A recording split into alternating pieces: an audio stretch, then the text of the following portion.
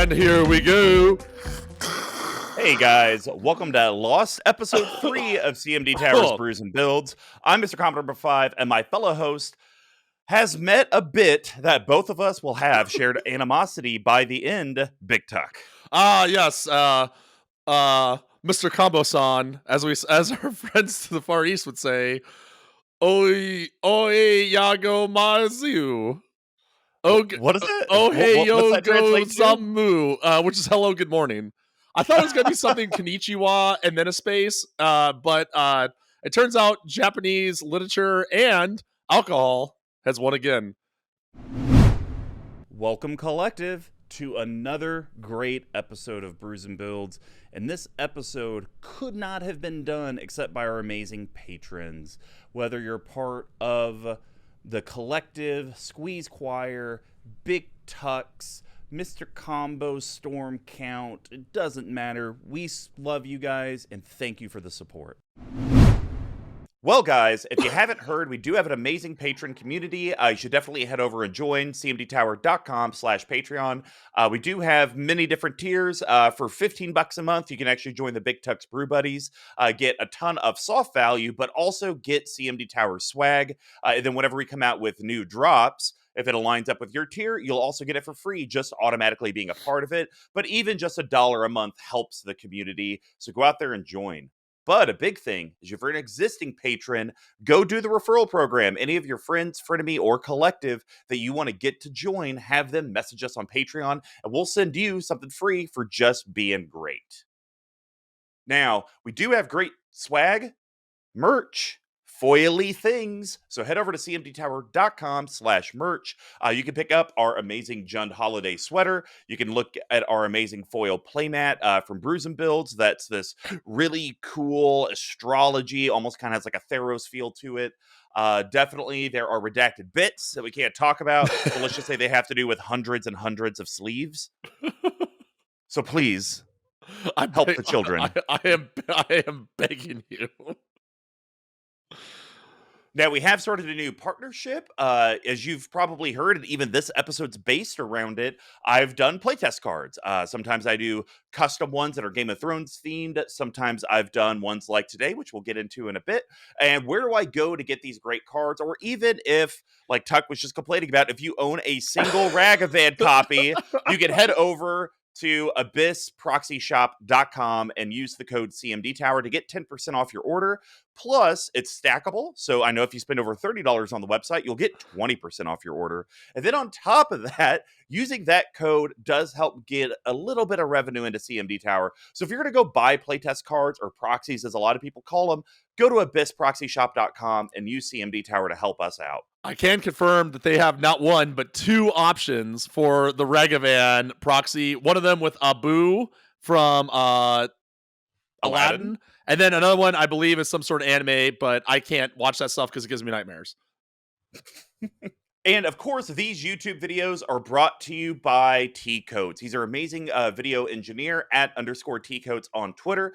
Be sure to hit up Tyler. Let him know what you like about the videos, what you want to see improved, because we really can't do anything without your guys' feedback. So let us know what you want to see, especially now that all of our content's going on YouTube and you're seeing our very questionable faces. Ugh. Ooh. So Brews and Builds is our deck tech series. Since we conquered the path to 32, the 12 themes of EDH decks, we have moved on to a classic brew of day one Brews and Builds with a traditional episode. And we describe brewing of decks similar to how beer is brewed. So we broke it down into 4 different categories. How does your board interact with your opponents? We call that HOPS. And HOPS, or Hapu, give the beer its patented bitterness and herbal floral flavors. Grown in a variety of strains, help distinguish subcategories like IPAs. Our help choices help clear and interact with the board so your deck can ultimately do what it wants. So without further ado, let's get brewing. Today, we are on Lost Episode 3. It seems to be a trend, Tuck, when we do these Lost episodes. My decks are always proxy decks. The first ones was my Game of Thrones deck. Now we have Najeela campaigning across Japan. Let's head over to the hop profile and how Najeela and not CEDH will interact with our opponents. Tuck, we got 18 options. Not quite the 34 grains. Where are we going? Well, let's go with this. Hold, please. Yes, yes, yes. Okay. Unbeknownst to us, there was a set that was released called Khans of Tarkir, and because Wizards is stupid, as we discussed previously, they arbitrarily put stupid creature types into sets that truly don't need them. So this bulk uncommon, again, is another thing that's incredible because it's going to clap you right on the chin. So we're talking about our old pal, Baraduka Chirija. Or Bludgeon as Rager. yeah, Bludgeon Rager, correct. What a banger. Colorless and a black for a 2/2 creature human warrior. Whenever it attacks, each warrior you control can't be blocked this turn except by 2 or more creatures, effectively giving all your attacking creatures menace. Attacking warriors.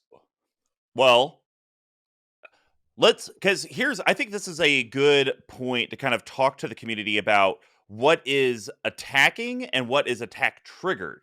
Because Ooh. that's one of the confusing things with the Najeela, because she puts in warriors tapped and attacking. Those Oh, do right. not get attacking triggers. So, guys, I think this is a great example. Bloodshed Rager specifically just says each warrior creature you control can't be blocked this turn. That is not an attack trigger coming from the other warriors. Versus when we talked about Wolfgar will not give those created tokens any type of attack trigger. Correct.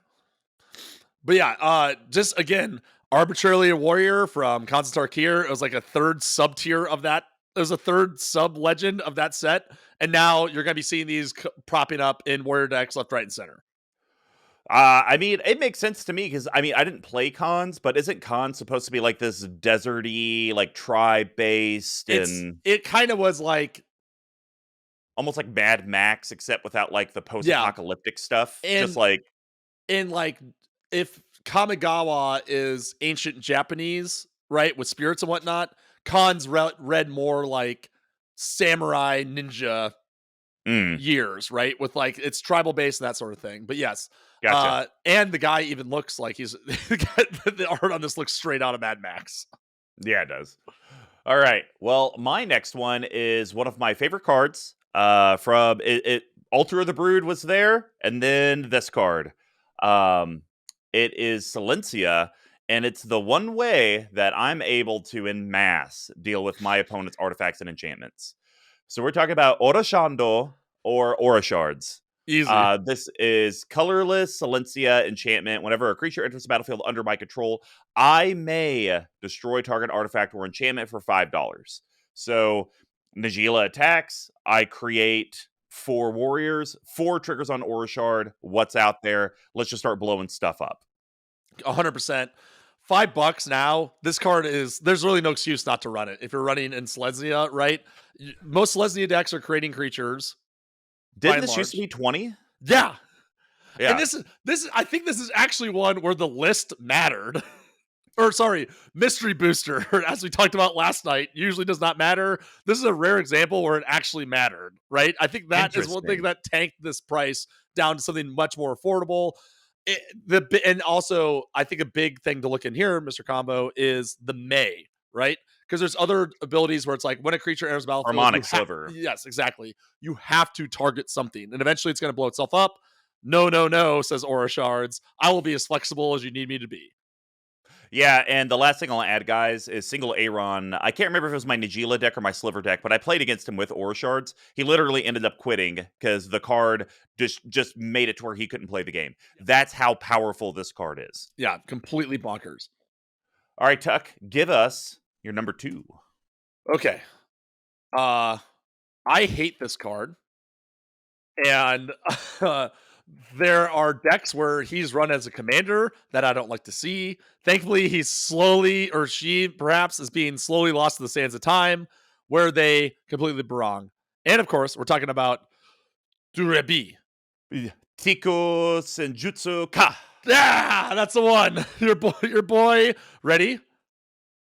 3, 2, 1. Durebi Imperial Tactician. All right, I'll read Derevi. This card is stupid in this deck. It's kind of like Wolfgar. Because Yes, I hope you guys kind of see that when you look at this list, I didn't just go all into the Warriors. Because I feel like Najeela makes enough Warriors herself. correct. So, Derevi has flying, and whenever it enters the battlefield or a creature you control deals combat damage to a player, you may tap or untap target permanent.